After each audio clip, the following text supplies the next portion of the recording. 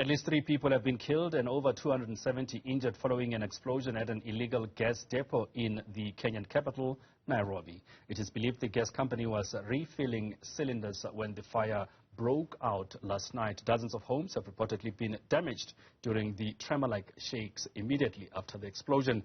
The fire engulfed neighboring buildings, plunging the city into panic. Kenya's government says the scene has been secured and a command center set up to coordinate rescue operations. Government says it will be assisting the victims of the fire. And for the latest on the blast, we are joined by Bramwell Simiyu, Nairobi County Chief Officer for Disaster Management. Bramwell, a very good evening and thank you so much for joining us. Good evening. Pleasure to be here. And thank you so much for making that time. I mean, let's get with the latest at the moment. What is the situation? We understand that there was a blast. Do we have an official figure at this point of injuries and those that have died from this blast? Yeah, indeed. We had this tragic incident last night at about 11:30.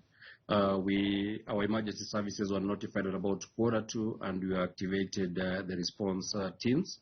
We were able to marshal a total of about 5 fire engines from the Nairobi County government, but because of the intensity of the fire and the nature of the fire being a gas-driven fire, we sought additional support from the Kenya Defense Forces as well as the Kenya Airports Authority.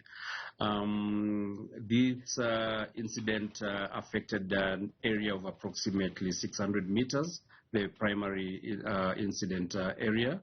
But because of the nature of exploding gas cylinders, one was hurled about 300 meters away and landed into a factory that manufactures textile garments, occasioning a secondary fire outbreak.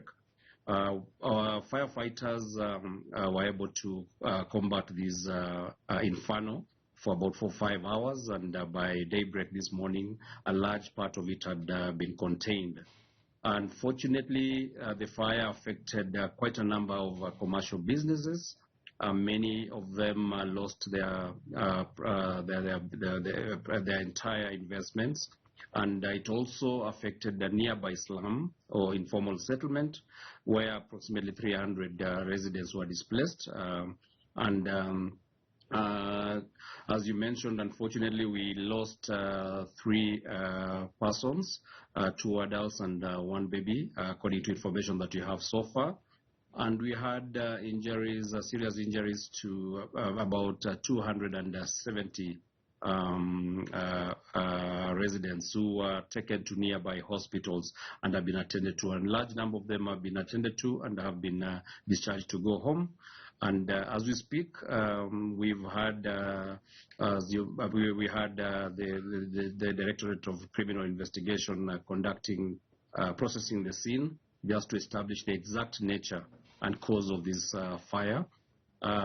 We've also come together as the county government of Nairobi and the national government through the Department of Special Programs, supported by the Kenya Red Cross and a number of other support partners, including the Médecins Sans Frontières, the St. John Ambulance, and the World Health Organization and UNFPA, to try and put together a support, humanitarian support program for those that are displaced. We've also set up a help desk where those that have been affected are able to report. We have also identified a social hall, a nearby social hall, where we'll be able to host those that have been displaced and do not have alternative shelter overnight.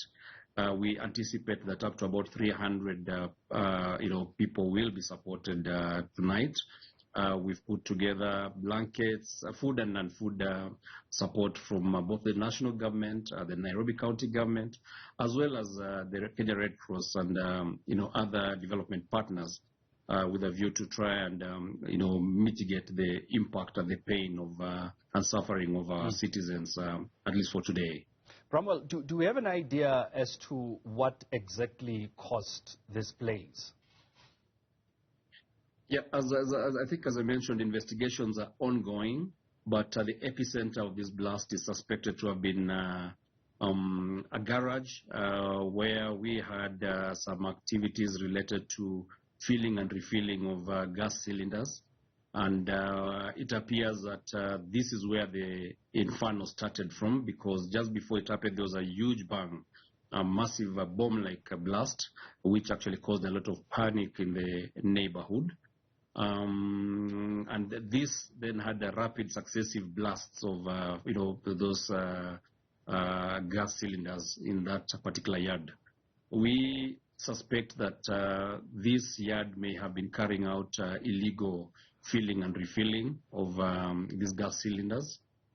We have the EPRA, which is the Electricity Regulatory Authority, stating that the proprietor of this particular facility had been denied a license to have LPG, an LPG dealing license in that particular area twice before.